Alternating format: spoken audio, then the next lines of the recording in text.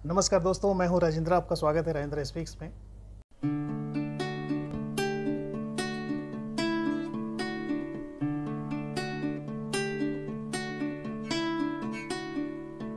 दोस्तों, मेरा आज का वीडियो मेरी भारतीय प्रेरणा श्रृंखला का भाग 9 है और आज की वीडियो में मैं आपको एक ऐसे भारतीय योद्धा के बारे में बताने जा रहा हूं जिन्होंने अपने शौर्य, अपने सैन्य संचालन से, अपनी वीरता, अपनी दृढ़ता, अपने संकल्प शक्ति से और मातृभूमि के प्रेम से उन्होंने इतिहास में अपना नाम स्वर्णिम अक्षरों में लिखाया। आज भी उनका नाम हम बहुत गर्व के साथ लेते हैं। जी हाँ, वो कोई और नहीं, मेवाड़ के राणा महाराणा प्रताप। तो आज हम बात करेंगे महाराणा प्रताप के बारे में। उनकी जीवनी का एक छोटा रूप मैं आपको समझाऊंगा। मैं कोशिश करूंगा कि उनकी जीवनी के महत्वपूर्ण घटनाओं को आपके सामने ला सकूं। दोस्तों, महाराणा प्रताप के जीवन को एक वीडियो में समेटना असंभव है, इसलिए मैं यहाँ संक्षिप्त रूप में उनका जीवन परिचय दूंगा और उनके जीवन पर आधारित और कई घटनाओं के बारे में अलग अलग वीडियो में आपको बनाऊंगा। तो मेरे इस वीडियो को अंत तक देखिए और जानिए जीवन गाथा महाराणा प्रताप की। तो चलिए शुरू करते हैं जीवन गाथा महाराणा प्रताप की। दोस्तों, राजपूतों में वीरता, वचन पालन और सत्यनिष्ठा प्रसिद्ध है। सर कटाना मंजूर करते हैं राजपूत, लेकिन सर झुकाना मंजूर नहीं करते हैं और इसी कहावत को कृतार्थ किया महाराणा प्रताप ने।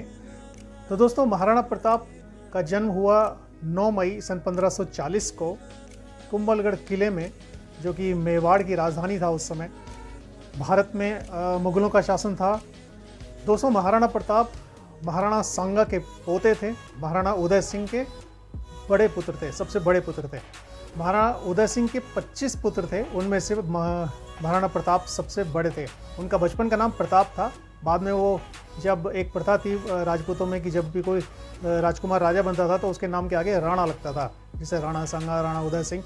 तो महाराणा प्रताप भी पहले प्रताप थे, फिर बाद में वो राणा बने और अपनी वीरता के कारण वो महाराणा बने।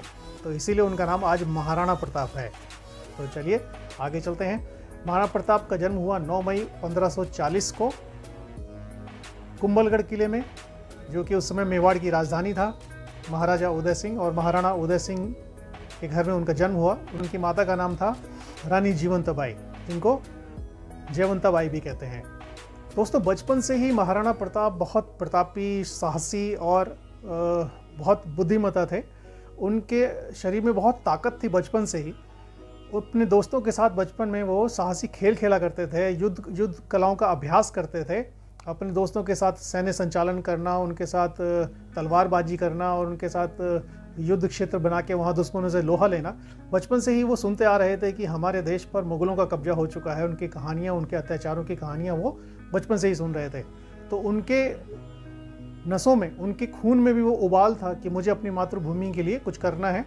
दोस्तों, महाराणा प्रताप के दिल में बहुत प्रेम था प्रजा के लिए, दोस्तों के लिए, सबके दुख दर्द समझते थे और उनसे प्यार से बात करते थे। इसलिए प्रजा में महाराणा प्रताप बचपन से ही लोकप्रिय हो चले थे।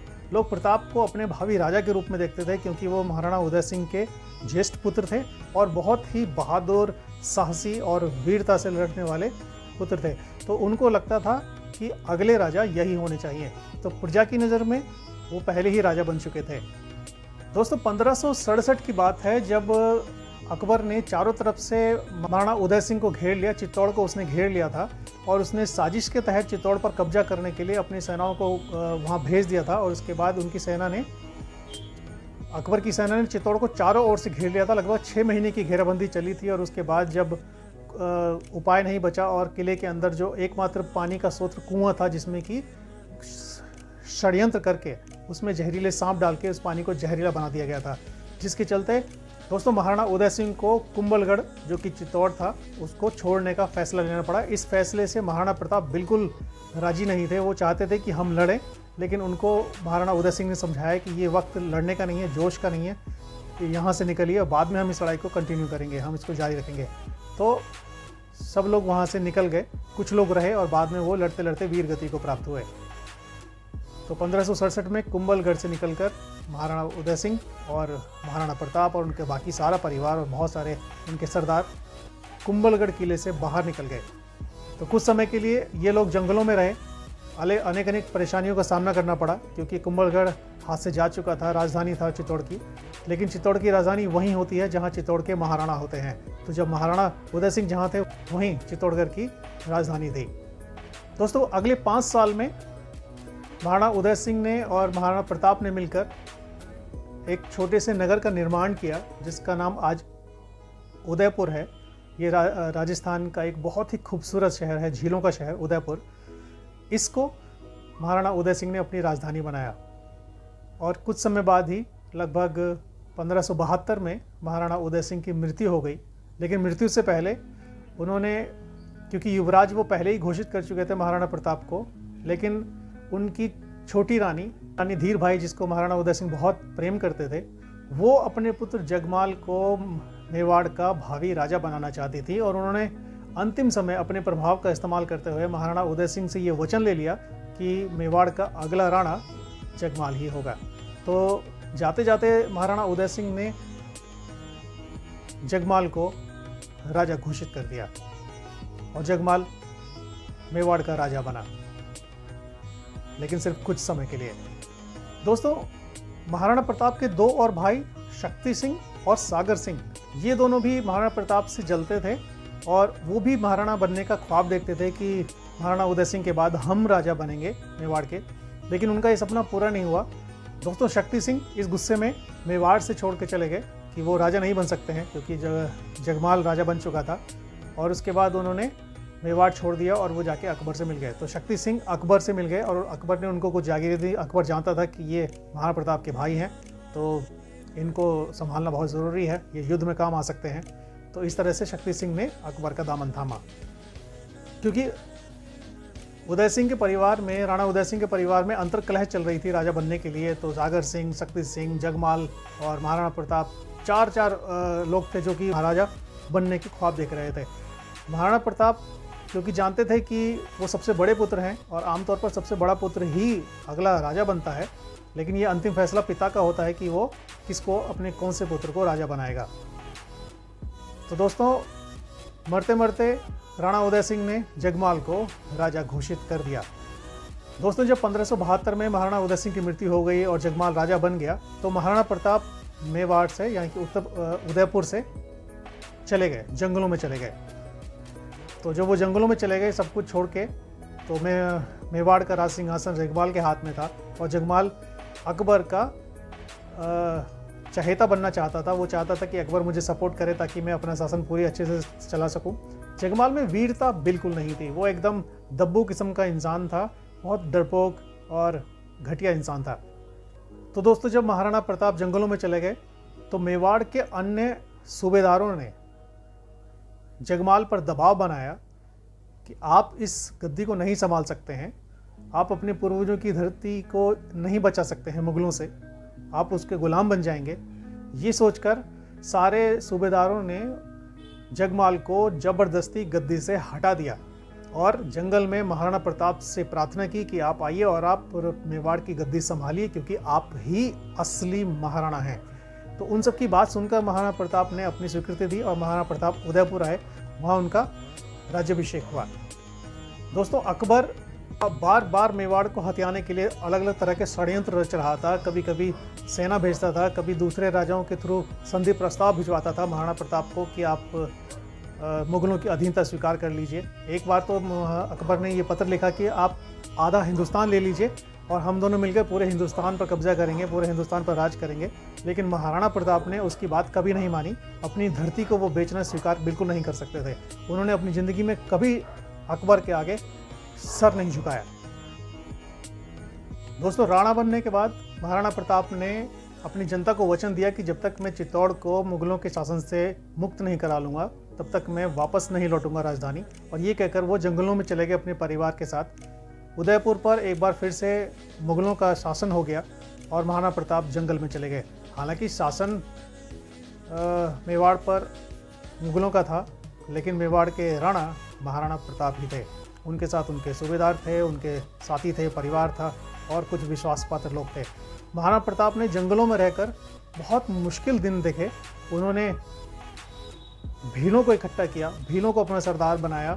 उन्होंने अफगान के शासक हाकिम खान सूरी को अपना सेनापति बनाया था और भीलों को अपना सरदार बनाया था और एक छापामार युद्ध की तैयारी की उन्होंने कि मुगलों से लोहा लेने के लिए उन्होंने सामने सामने नहीं लड़ सकते हैं, क्योंकि मुगलों के पास बहुत बड़ी सेना थी, महाराणा प्रताप की सेना बहुत कम थी, और जंगलों में रहते हुए महाराणा प्रताप के पास आर्थिक संसाधन नहीं थे, उनके पास कुछ भी नहीं था। कुछ दिन तो ऐसे भी आए कि उन्हें जंगल में भूखे सोना पड़ा, उनके बच्चों को घास की रोटी भी नहीं मिलती थी खाने के लिए, कई बार घास की रोटी से वो गुजारा करते थे। ये देखकर उनका दिल पसीज जाता था कि मैं अपने बच्चों को खाना, ढंग का खाना भी नहीं दे सकता हूँ। सोचिए किन हालातों में महाराणा प्रताप ने अपना जीवन जिया जंगलों में, और मातृभूमि का प्रेम उनके दिल से बिल्कुल नहीं गया। तब भी उनका पूरा ध्यान इसी बात पर था कि कैसे अपनी जन्मभूमि चित्तौड़ को मुगलों के शासन से मुक्त कराऊं। इस बीच उनका धन खत्म हो गया, उनके पास कुछ नहीं बचा, तो वहाँ उनके एक मंत्री भामा शाह ने उनका साथ दिया और अपना खजाना उनको दिया। इसके लिए आप मेरी कहानी देख सकते हैं जो कि मैंने अलग से बनाई है। तो उस पैसे से महाराणा प्रताप ने फिर से सेना इकट्ठे की और मुगलों पर छापामार युद्ध करते रहे, उन मुगलों को बड़ा परेशान करते रहे। इधर अकबर बार बार संदेशा भेज रहा था उनको कि संधि कर लो, संधि कर लो। महाराणा प्रताप बिल्कुल नहीं मान रहे थे कि संधि बिल्कुल नहीं होगी तुमसे। नतीजा, अकबर ने धमकी दी। दोस्तों, 15 जून 1576 को हल्दी घाटी का युद्ध हुआ। ये युद्ध बहुत महत्वपूर्ण है महाराणा प्रताप के जीवन में, क्योंकि इस युद्ध से कई चीज़ें बदली उनके जीवन में। इस युद्ध में मुगल सेना का सेनापति था मान सिंह, जो कि एक राजपूत राजा था, और अकबर ने उसको भेजा था लड़ने के लिए महाराणा प्रताप से, क्योंकि अकबर जानता था कि वो खुद नहीं आएगा, क्योंकि उसको डर लगता था महाराणा प्रताप से कि अगर महाराणा प्रताप का एक वार अगर मुझे पड़ गया तो वो मुझे 2 हिस्सों में काट देगा। महाराणा प्रताप इतने बलशाली थे, इतने शक्तिशाली थे कि इस हल्दी घाटी युद्ध में उनकी सेना मात्र 10-12 हज़ार की थी और मुगल सेना लगभग 80 हज़ार के आसपास थी। 80 हज़ार सेना मुगल सेना थी और लगभग 10-12 हज़ार राजपूत सेना मेवाड़ की तरफ से लड़ रही थी। इस युद्ध में, हल्दी घाटी के युद्ध में भयंकर रक्तपात हुआ। मुगल सेना के दांत खट्टे कर दिए राजपूती सेना ने, और उसके बाद जब उन्होंने उनके लगभग 30-40 हज़ार सैनिक मार दिए, तब मुगल सेना फिर भी काफ़ी बची हुई थी, लगभग 25-30 हज़ार सेना उनकी थी बची हुई, और इधर राजपूती सेना बहुत शहीद होते होते बहुत छोटी रह गई थी। तब महाराणा प्रताप के सूबेदारों ने महाराणा प्रताप से प्रार्थना की कि आप यहाँ से जाइए, क्योंकि अगर आप यहाँ रहेंगे तो आप भी शहीद हो जाएंगे, और हम नहीं चाहते कि हमारा राजा शहीद हो जाए। आप जिंदा रहेंगे तो मेवाड़ जिंदा रहेगा। महाराणा प्रताप बिल्कुल तैयार नहीं थे इस चीज़ के लिए कि उनको वहाँ से जाना पड़े, लेकिन उनके सूबेदारों ने उनको कसम दी, उनको धरती की, उनको एकलिंग जी की कसम दी, और महाराणा प्रताप को भेष बदल कर वहाँ से निकलना पड़ा उस हल्दी घाटी के युद्ध से। जब महाराणा प्रताप वहाँ से निकले तो 2 सैनिकों ने उनको देख लिया जाते हुए, वो 2 सैनिक उनके पीछे भागे। शक्ति सिंह भी अकबर की सेना में उस समय वहाँ युद्ध कर रहा था हल्दी घाटी में महाराणा प्रताप के विरुद्ध, तो शक्ति सिंह भी उनके पीछे भागा, उसने भी देख लिया। जब भागते भागते वो 2 सैनिक महाराणा प्रताप के काफ़ी नज़दीक आ गए, क्योंकि महाराणा प्रताप काफ़ी घायल थे और उन अपने घोड़े चेतक के ऊपर थे, और उनका घोड़ा चेतक था, आप सब जानते हैं। उस चेतक के लिए मैं अलग से एक वीडियो बनाऊंगा जिसमें आपको चेतक की पूरी कहानी बताऊंगा। तो महाराणा प्रताप को चेतक बचा रहा था अपना जान लगा के। वो इतना स्वामी भक्त था, वो जानता था कि इस समय उनकी जान खतरे में, वो बहुत घायल हो चुके हैं। तो भागते भागते जब वो आगे पहुंचा तो उसने देखा कि वहाँ एक बहुत बड़ा पहाड़ी नाला आया, जो कि लगभग 22-28 फुट का पहाड़ी नाला था, जिसको चेतक ने पूरी जान लगा के कूदा और वो उस नाले को कूद गया। सोचिए, 28 फुट का नाला, चेतक इतनी स्पीड में आया कि वो महाराणा प्रताप को लेकर कूद गया और दूसरी तरफ जाके उसके वो घुटनों के बल गिरा चेतक, और चेतक घायल हो गया। युद्ध में ऑलरेडी पहले से ही बहुत घायल था, और बाद में नाला पार करने के बाद उसकी टांगें टूट गई और वो वहीं गिर गया। जो सैनिक महाराणा प्रताप के पीछे भाग रहे थे उनको शक्ति सिंह ने अपने तीर से मार दिया, अपने भाले से मार दिया। शक्ति सिंह के अंदर भाई का प्रेम जाग गया उस समय। उसको लगा कि मुझे अपने भैया की रक्षा करनी चाहिए, और शक्ति सिंह दूसरे रास्ते से वापस महाराणा प्रताप के पास पहुंचा। तो जब वो महाराणा प्रताप के पास पहुंचा, वहां उसने देखा कि चेतक अंतिम सांसें गिन रहा है, और चेतक ने अपने स्वामी की बाहों में अपना दम तोड़ दिया और चेतक शहीद हुआ। शक्ति सिंह ने अपना घोड़ा महाराणा प्रताप को दिया और महाराणा प्रताप वहां से दूर चले गए। दोस्तों, मुगल सेना की इस भयंकर हार के कारण मुगल सेना ने ये हल्दी घाटी का युद्ध जीत लिया था, लेकिन इतनी भयंकर हार उनकी हुई थी, जीत कर भी वो हार गए थे, क्योंकि उनके 40 से 45 हज़ार सैनिक मारे गए थे इस युद्ध में। और उसके बाद हारी हुई सेना को लेकर, हारे हुए मनोबल को लेकर मान सिंह दिल्ली पहुंचा अकबर के सामने। और अकबर उससे इतना गुस्सा हुआ, उसने मान सिंह की कई सारी जागीरदारी छीन ली कि तुम युद्ध भी हार गए, हमारे इतने सैनिक तुमने मरवा दिए, ऊपर से महाराणा प्रताप को भी नहीं मार सके। अकबर बहुत गुस्सा हुआ मान सिंह पर और उसने उससे कई सारी जागीरें वापस ले ली। दोस्तों, हल्दी घाटी के युद्ध में इतनी भयंकर हार के बाद अकबर का दिमाग खराब हो गया। उसको लगा कि मैं महाराणा प्रताप से कभी ज़िंदगी में जीत ही नहीं सकता हूँ, तो उसने महाराणा प्रताप के ऊपर ध्यान देना ही बंद कर दिया। अकबर के जो मंत्रीगण थे उन्होंने उसको सलाह दी कि सुल्तान, हम फिर से महाराणा प्रताप पर आक्रमण करेंगे और हम उसको मजा चखाएंगे। दोस्तों, इतनी बड़ी हार के बाद अकबर ने ये फैसला किया कि वो महाराणा प्रताप पर ध्यान नहीं देगा और उसने अपना ध्यान पूर्वी भारत की ओर लगा दिया अपने साम्राज्य को विस्तार करने के लिए। इधर महाराणा प्रताप क्योंकि जंगल में पहुंच चुके थे, अकेले थे, और उसके बाद उनके बाकी कुछ और सरदार उनके विश्वास पात्र उनसे मिले और उसके बाद उन्होंने फिर से सेना संगठित की और उसके बाद वो वापस उदयपुर पहुंचे और उन्होंने उदयपुर का शासन फिर से अपने कब्जे में लिया। उसके बाद महाराणा प्रताप जिंदगी भर अलग अलग दुर्गों पर हमला करते रहे और उन्होंने बहुत बड़ा हिस्सा, मेवाड़ का बहुत बड़ा हिस्सा मुगल साम्राज्य से वापस छीन लिया था। लेकिन अब अकबर को फर्क नहीं पड़ता था, क्योंकि अकबर जानता था कि ये महाराणा प्रताप कभी मेरी स्वाधीनता स्वीकार नहीं करेगा, तो इसलिए उसने उनको छोड़ दिया था। दोस्तों, महाराणा प्रताप ने अपना पूरा जीवन जिया स्वाभिमान के साथ, अपने मातृभूमि की रक्षा के लिए, और उन्होंने कभी अपना शीश नहीं झुकाया। राजपूती शान और सिसोदिया वंश के गौरवशाली इतिहास का सम्मान करते हुए महाराणा प्रताप ऐसे वीर योद्धा हुए जिन्होंने कभी मुगल साम्राज्य के सामने अपना सर नहीं झुकाया और इतिहास में अपना नाम स्वर्णिम अक्षरों में लिखवाया। दोस्तों, 1597 में महाराणा प्रताप की मृत्यु हुई एक जख्म के कारण, जो कि उनको अभ्यास के कारण एक वो बाण पर प्रत्यंचा चढ़ा रहे थे, जिससे वो धनुष उनके पेट में लग गया और उसी जगह पर लगा जहां उनको एक युद्ध में पुरानी जगह चोट लगी हुई थी। तो एक अंदरूनी चोट पर ये धनुष बहुत तेजी से लगा, जिसके कारण ये चोट उखड़ आई और उसके बाद ये चोट फिर ठीक नहीं हो सकी और महाराणा प्रताप बिस्तर पर आ गए और धीरे धीरे 1597 में उनका देहांत हुआ। दोस्तों, जब उनका देहांत हुआ तो ये समाचार जब अकबर के पास पहुंचा तो अकबर की भी आंखों में आंसू आ गए। उस समय उसका दरबार लगा हुआ था। जब उसे पता चला कि महाराणा प्रताप अब नहीं रहे तो अकबर की भी आंखों में आंसू आ गए और अकबर ने सोचा कि ऐसा वीर योद्धा इस धरती पर हुआ जिसने मेरी महानता को कम कर दिया, जो अपने पराक्रम, अपने बल से मुझसे भी ज़्यादा महान हो गया। उसने कहा कि काश महाराणा प्रताप मेरे समय में ना होते।